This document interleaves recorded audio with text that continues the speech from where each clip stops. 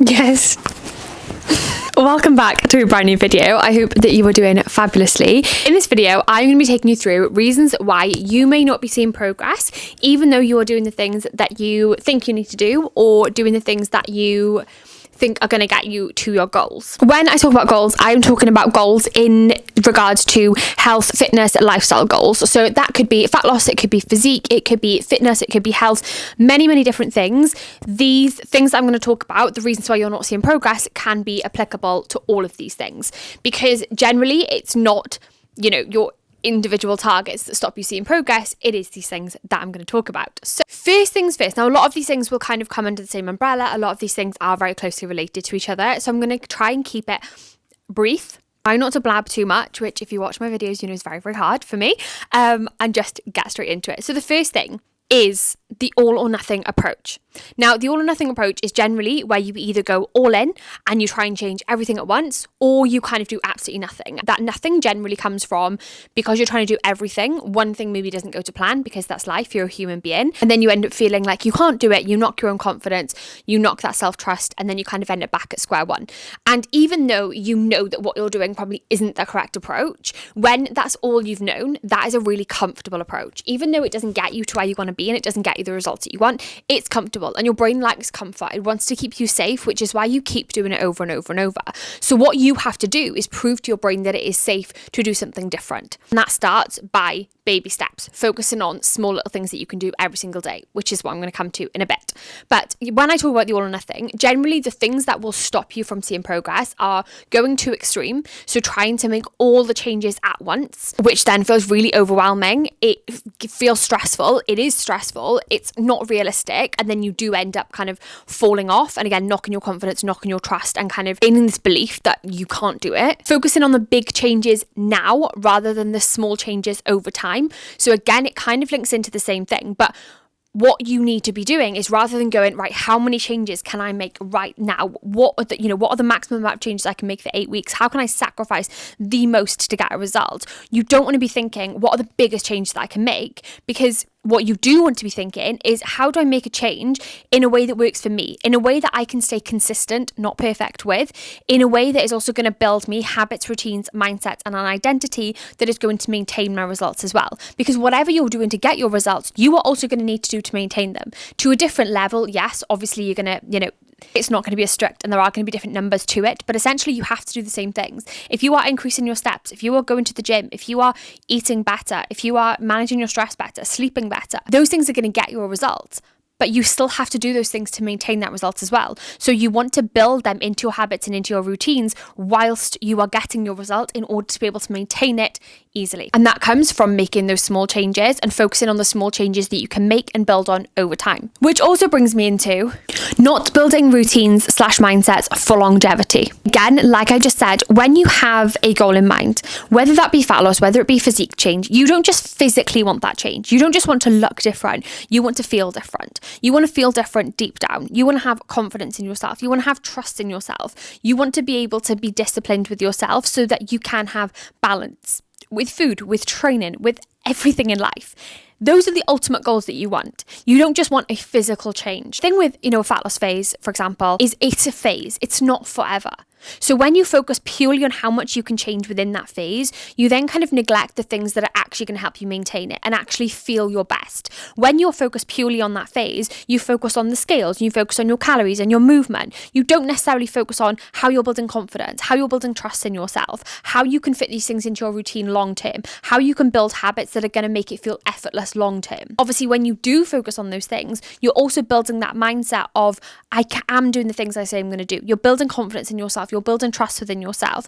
You're building these things within your day so that you don't need to rely on motivation. And all of those things are going to be the things that help you maintain long term. So what you always want to think, ingrained in every single thing that you do and every single target you set, is, how can I make this benefit me long term? For example, a fat loss phase. You go into a fat loss phase, let's say you reduce your calories, you increase your output. Okay, however you may do that, that's ultimately what you are doing. What you don't want to do is just go, right, let's drop calories as low as possible. Let's increase movement as much as I can for 8 weeks. What you want to do is go, okay, where can I make those little tweaks to my day that I'm going to be able to stay consistent with?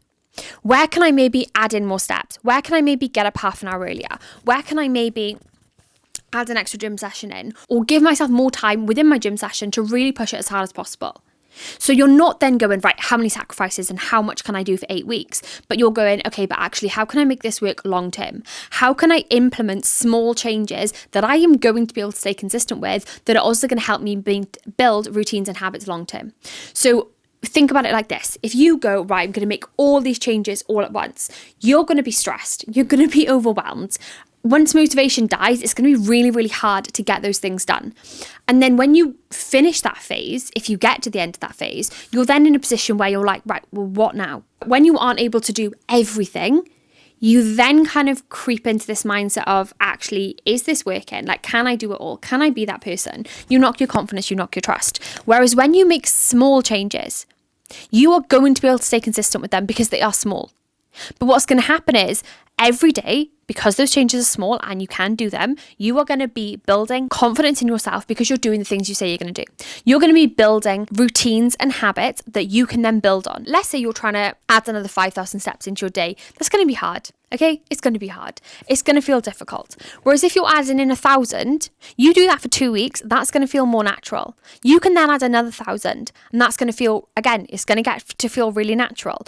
So within, a couple of months' time, you've added those 5,000, but because you've done it gradually, it doesn't feel like a big chore. It feels really natural. You've now found natural parts of your routine where you can implement those steps. So then you can maintain them. So you don't then finish your phase being like, okay, what now? You finish your phase going, actually, I'm really consistent with my steps. I'm really consistent with my workouts. I meal prep or meal plan every Sunday. I know what to do with my nutrition. And you keep doing those things in order to maintain results. Obviously, you'll come out of a deficit, but you will still do the things that you need to do to maintain those results.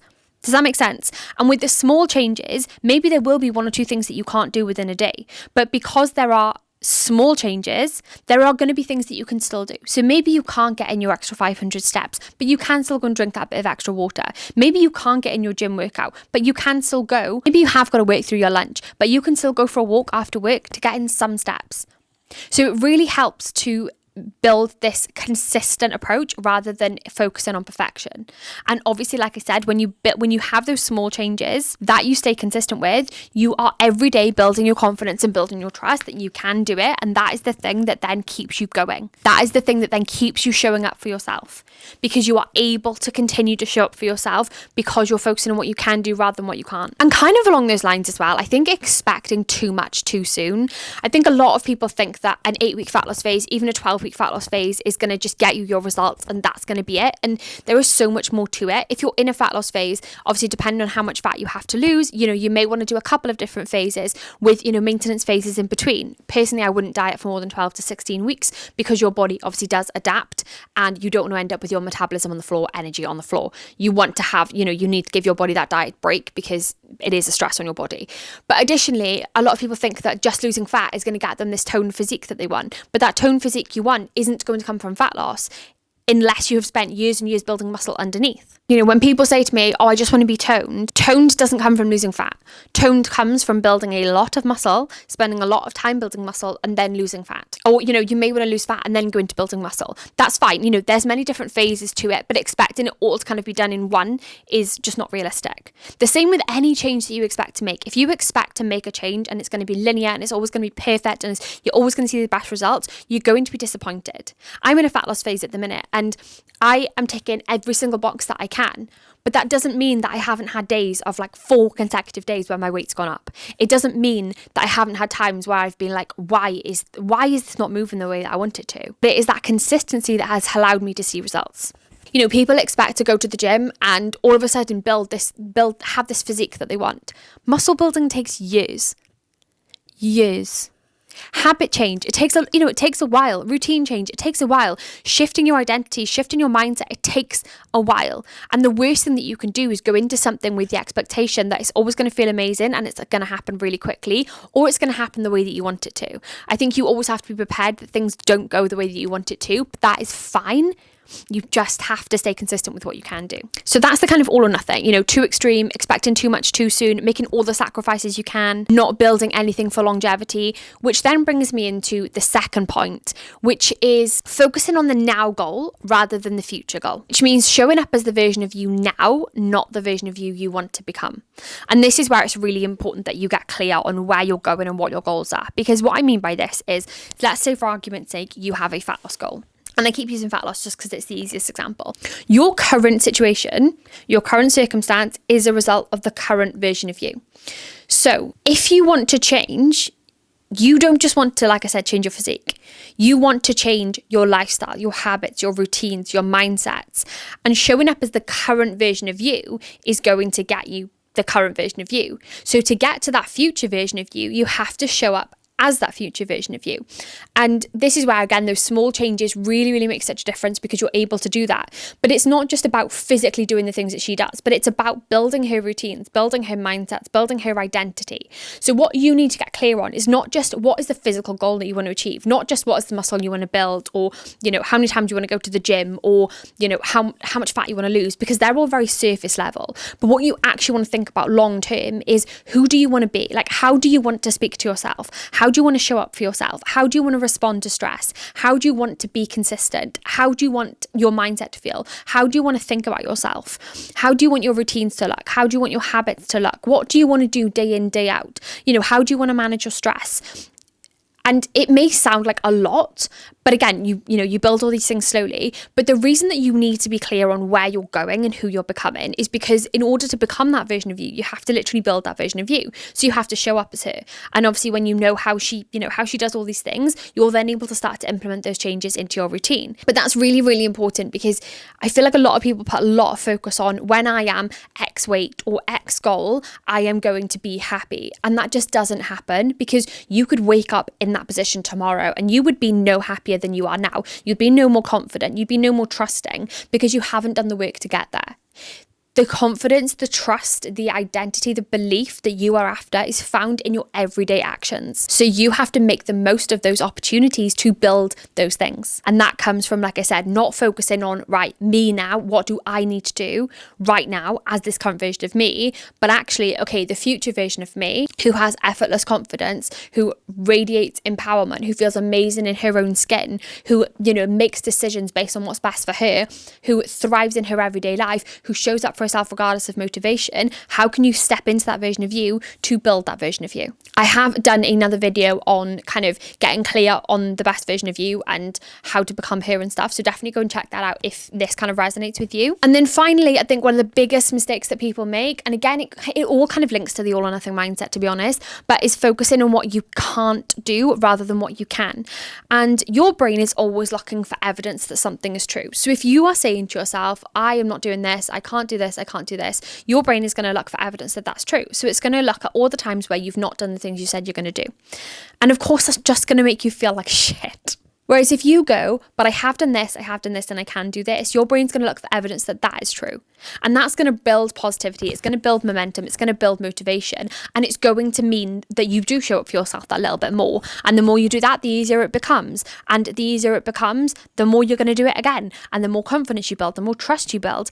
And it's just a positive cycle. And the biggest mistake that people make is neglecting the things that they can do for the one thing that they can't do. So let's, for argument's sake, say that you have a gym session planned tomorrow and you can't go and get that gym session in. So many people will then make that mean something about them. Oh, I can't do it. I can't do the gym. I'm not a gym girl. I can't have this as part of my routine, blah, blah, blah, blah, blah. And again, that's a very negative, a negative way to look at things. Whereas if you can actually sit back and go, okay, future version of me now, she doesn't show up for every single session because she's not perfect, because no one is. So what does she do? Okay, well, when she can't do a gym session, she focuses on what she can do. So she still goes and gets some steps in or some movement in, or she still goes and gets, drinks her water. She still prioritizes her nutrition, eats her protein, eats her nutrients. She still gets some good sleep. So by focusing on what you can do, you are building these positive frameworks, essentially, and this positive mindset. So for example, the other day, I was going out for a 3-course meal. Now, is a 3-course meal something I would normally do as part of a deficit? No, but it was something that we were doing. Simple as that. So I had a decision to make. I could ultimately let it spiral. And old me would have let it spiral. But me now, and even thinking about future me, knows that it's never the one event or the one occasion or the one day or even the one weekend that impacts things. It's how you manage those things. It's the actions that you take as a result of those things when you make it mean something about you. So I literally did what I could. I got my steps in the day before I went. I drank all my water. I had a high protein breakfast and a high protein lunch with lots of nutrients in as well to keep me nice and full. So going to this meal, I'd hit my steps, I'd hit my water. I'm pretty sure I did a workout on the day as well. I'd also managed my nutrition. So I'd gotten all the goodness, all the protein that I needed. So when I went to the meal, I simply enjoyed it. I didn't actually track it. I just enjoyed it. Had the meal, got straight back to normal the next day. My scale weight went up by 0.5 overnight, came down by 0.4 the next night, came down by another 0. something else the next day, and I hit a new low, which just goes to show you that it really, like, managing what you can matters so much more than focusing on what you can't. Because you can choose to focus on the one thing that you can't do, or you can choose to focus on the 5 things that you can do. And that is going to be the thing that gets you so much further, feeling so much better, building your confidence, building your trust, and building that version of you who has balance. So my final point is not focusing on actually building the life that you want. So everything that I've spoken about has been about building foundations, building on them, building habits, building routines, building identities, building mindsets. And so many people don't actually focus on the building part. They just want to be at the thing. And I always explain it to my clients like building a house. If you went to build a house, you would not just go, right, this whole house, I'm going to throw it up in one day. In 1 week, I'm going to have this house up. It's going to be decorated, amazing. You wouldn't. You probably wouldn't even think that far ahead. You would literally just go, I am going to focus, firstly, where that house is going. Then I'm going to build that first layer. Then I'm going to build that second layer. Then I'm going to build that third layer. And you would literally focus on it brick by brick, line by line, row by row, whatever you want to call it. And the same applies with you as a person. You have, as a person, you have many, many different parts of your life, many different aspects of your life. You have your routines, you have your habits, you have your mindsets, the way you think, your identity, your life, the things you do every day, all of these sorts of things. And when you want to make a change, what you don't want to do, like I said, is go, right, I'm going to change all these things. What you want to do is kind of look at where you are now in every single area of your life and then go, okay, actually long term, where do I want to be? So like I said, you can start to make those small changes that you can stay consistent with. And what then happens is when you are building foundations, you are then so much more likely to focus on what you can do. So let's just say, for argument's sake, you are currently doing 3,000 steps and your goal is now to do 4. You're currently doing 1 workout, your goal is now to do 2. Okay, let's just keep it as simple as that for now. Realistically, you're going to be able to do those things. So you're going to be building your confidence, building your trust. If ever there's a week where you can't do something or a day where you can't do something, there is still another thing to focus on. The more you do those things, the more natural it's going to become. And then once they become natural, you can build on them a little bit further. And then you can build them a little bit further. And this is the way you get to your goals, because you're building a life that you want. So you're building those habits, you're building those routines, you're building the mindsets that come with it, because you're doing what you say you're going to do. So you're building your confidence, you're building your trust. You're also then building that literal identity and that version of you. Whereas when you focus on jumping from here to here, that's a lot of change. You're not really building anything up. You're just trying to make as much change as you can as possible. Does that make sense? For things to feel natural, you have to rinse and repeat. And in order to rinse and repeat, you want to make it as resistance free as possible. You want to make it as easy as possible as it's going to be, and that is by making those small changes. And most people think, oh, but small changes are going to actually take me longer. They won't, because you make those big changes, you do it for a couple of weeks, you fall off, you try again, you fall off, you try again, you fall off. You probably don't actually get anywhere. Whereas small changes, you can build on them, and you can continue to build on them over and over and over. I had a client that started with me and she was doing 4,000 steps a day, and I remember her saying to me, I am never going to be able to do like 10. I'm never ever going to get to 10. By the time she finished with me, 9 months later, she was consistently doing 10k steps every single day. And do you know what she said to me? She said, I would never have imagined that I could be this person, but now I don't even think about it. All because we built it up. Probably started at 5. Every time she hit those 5k steps, she was going, it was literally a little tick for her self-confidence, going, I'm doing the things I say I'm going to do. I am becoming that person. And then when 5 became easy, we upped it to 5.5, or we upped it to 6, and we kept building on this until she was literally hitting 10 effortlessly. So when you think about your goals, you always want to think about where you're going, who is that version of you, what is the identity of that version of you, how can you build that version of you with consistency, with self-trust, with discipline, how can you build that identity? I hope that you found that helpful, and I hope that it's kind of raised a few little, ideas in your mind about maybe why you're not seeing the progress that you want to, if you feel like you're doing everything that you need to. So sometimes you just need to take a step back. You need to get more clarity on your goals, look at where you're going, look at if you are actually building it or if you're rushing it, look at where you're focusing on what you can't do rather than what you can, look at where you're showing up as the current version of you, not the future version of you, and do it in an empowering, positive way. Don't do it in a way of like, oh my God, you're doing all this wrong, but do it in a way of, okay, how can I be better? How can I be proud of myself for what I'm doing, but how can I actually make it align with my goals a little bit better? Quick fire, how to see progress. Number one, clear vision of your goals with timeframes. There's nothing worse than when people say to me, oh, I just want to lose fat, but they have no clarity on how long that phase is going to last, what they're going to do, because then what happens is you kind of go, oh yeah, I'll just have that piece of cake because, life is for living. And don't get me wrong, yes, of course, there's going to be times where you can have the cake, but generally without that kind of structure, you don't then have that accountability to that goal. And then that's when it's like a year later and people are still like, oh, well, I haven't got to my goal yet.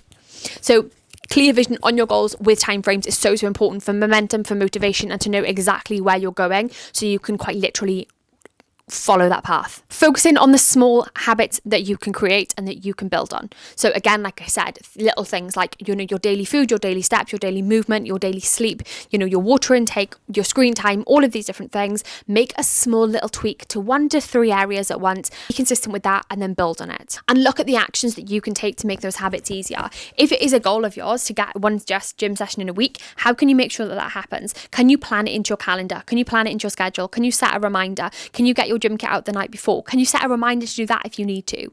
If it is a goal of yours to do a food shop every Sunday or to meal plan every Sunday or Friday, can you quite literally put that into your calendar? Can you block time out in your calendar? Can you set reminders? Can you ask someone else for accountability? Yeah, really look at, okay, these are the habits that I want to implement, but where can I implement them and how can I make sure that I do it? Celebrate your wins. So important. No one ever felt confident, trusted themselves, and just felt really good in their own skin by consistently not celebrating what they're doing. Every single thing you do, no matter how small, I want you to celebrate it. I want you to be like, yes, I did this today because I am the person who does what she says she's going to do. I am showing up for myself because I have goals that I want to hit. I did this because I am becoming the person who does the thing she says she's going to do. I am doing this because I am becoming the dream version of myself. Yeah, you don't have to sit there and be like, oh my God, I'm so amazing. Like, obviously, if you want to, you can. But a little bit of positivity and celebration of yourself goes a really, really, really long way. I've lost count. Use multiple measures of progress. Okay, I don't give a shit how much the scales weigh if you are not feeling good in your own skin, if you are feeling starving all the time, if you're not sleeping well, if you're just, if your mood is suffering, like all of these different things, okay? Use multiple measures of progress. Yes, use the scales and use, your measurements and stuff if obviously fat loss is a goal, but also use your progress pictures, especially if physique is a goal as well, or, body recomposition. Use progress photos. Use the way that you feel. Look at the way that you feel within your own skin. Look at how you trust yourself. Look at the confidence that you have. Look at your day-to-day habits and routines. How are they built? How are you building them? How are they more positive? Are you showing up for yourself better? Are you showing up for other people better? Are you happier in your day-to-day life? Do you have more structure to your days? Are you stronger? Like, there are so many different ways to measure progress. It's not just a case of progress photos or measurements. So really make sure that you are looking at multiple measures of progress, because when you are looking at multiple measures of progress, you're going to have multiple things to celebrate. Focus on what you can do rather than what you can't. I've been over this 95 times already, so I'm not going to go over it again. But again, think positivity. And last but not least, which kind of ties into the timeframes thing, remember that you may need periods of saying no in order to allow you to have periods where you freely say yes. So for example, over this deficit so far, have said no to a cake with my coffee on a Saturday. I said no to that takeaway on a Saturday night. Because do I want those things? Oh my God, absolutely. But do I know that those small sacrifices now are going to mean that at the end of this 12 weeks, I can wrap this deficit phase up, knowing I've made all my progress, and then I can go into a maintenance phase where I do have more flexibility and I can freely say yes, knowing that it aligns with my goals then? Absolutely. Like I said, that's not saying that I've been perfect. Like I said, I had a 3-course meal. I had a Chinese on my mum's birthday. I just had to opt for something different to what I'd normally have. I've got a roast dinner this Sunday. There are things that you can say yes to and adapt to, which I wholeheartedly believe you should do in order to, live. But in order for you to kind of earn balance, and in order for you to have the most kind of the smoothest journey and the smoothest transition into maintenance, you are going to have to say no at times as well. If there is anything in particular that you are struggling with, you're not sure of, please just let me know in the comments, or go and drop me a message on Instagram. I'll pop my handle here, because I have several kind of like resources and stuff that I would love to send over to you to help you. So yeah, let me know what your struggles are. Drop me a message on Instagram, and let's make sure that we all get smashing our goals.